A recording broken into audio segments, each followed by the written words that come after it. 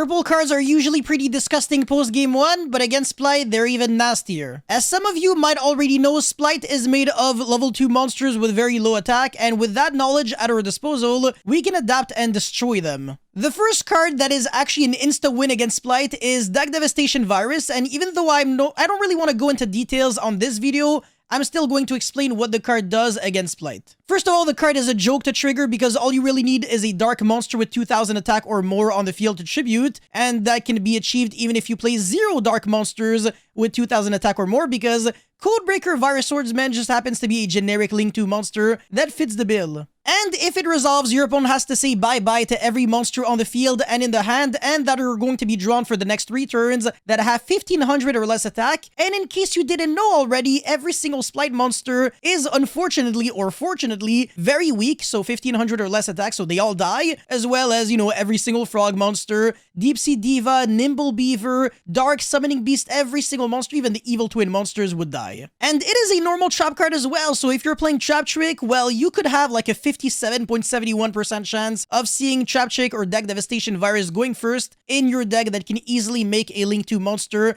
that has 2000 attack or more. Calling this a devastating virus would be the understatement of the century. But yes, SPRIGHT also has a very tough time against anything that really modifies the levels, so even Dragostapelia, the Predaplant Fusion monster that can easily be summoned in Despia or Tearlaments, is actually extremely good against SPRIGHT because you're not only negating monster effects, but you're also making them level 1. So that means that these SPRIGHT monsters in the hand cannot summon themselves anymore, and you can't really use those level 1 SPRIGHT monsters or level 3 SPRIGHT monsters if you gain them a level in order to use, let's say, Gigantic SPRIGHT or SPRIGHT Elf even. And speaking of Tearlaments, Mischief of the Gnomes is a card that you can easily play in Tearlaments, and the beauty about this card is that it is kind of a turn skipper against SPRIGHT, but you don't even have to draw it. Yes, you could mill the card and actually apply it on your opponent's turn in order to reduce the level of every monster in both players' hand by 1 until the end of the turn, and that even after they are summoned. So your opponent can have a bunch of SPRIGHT monsters in the hand, and unfortunately, it's not going to be doing jack shit because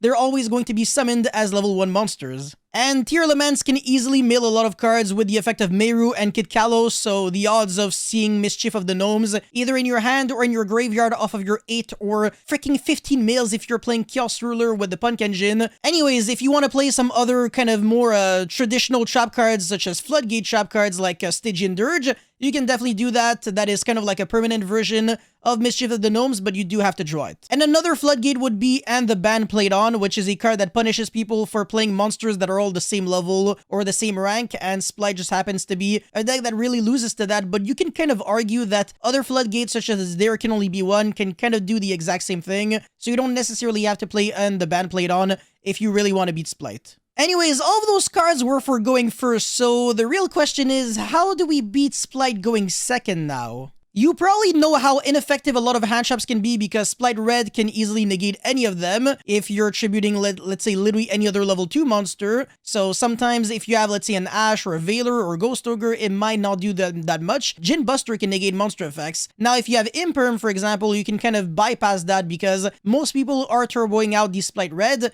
and not the SPRIGHT Carrots. So Imperm can actually kind of be a guaranteed of negating something. And the best part about Imperm is that it does not turn on Call by the Grave, triple tactic talents as well. And PSY-FRAME Gamma is probably one of my favorite hand traps against the deck because it is pretty much the only hand trap that can be an instant turn skipper. Let's say you have Deep Sea Diva with a bunch of SPRIGHT monsters, and you're kind of greedy. You think that your Deep Sea Diva is probably going to be baiting a Veiler or an Ash, so you go normal summon Deep Sea Diva and use the effect, and you eat a PSY-FRAME Gamma instead. Not only do you not summon the second Diva, but also on top of that, you no longer have a body on the field to start summoning your SPRIGHT monsters from your hand. Therefore, you would really be kicking yourself because you would be saying, well, I should have not used the effect, and I should have just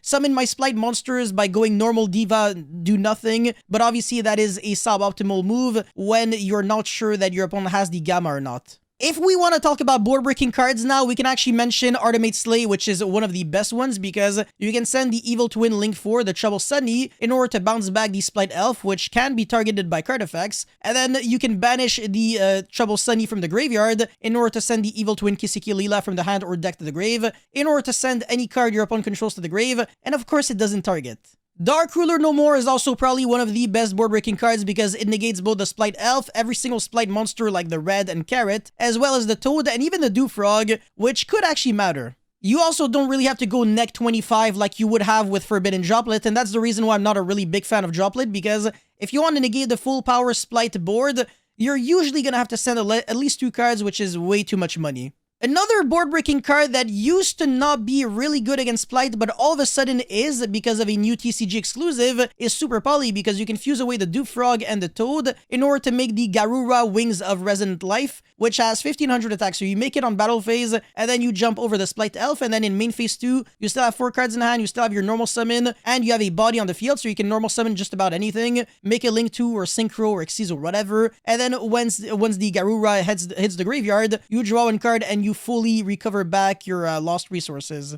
So yeah, moral of the story, even though Splight is absolutely no joke, it still has a lot of flaws when it's either going first or if you're, going first on game 2 or 3 with your side deck cards. This is where Splight really is going to be struggling a lot. So that's pretty much it for this video. I want to hear your guys' thoughts on everything, and also what kind of cards you use in order to defeat Splight. And as always, don't forget to like and subscribe, and I'll see you guys very soon. Peace.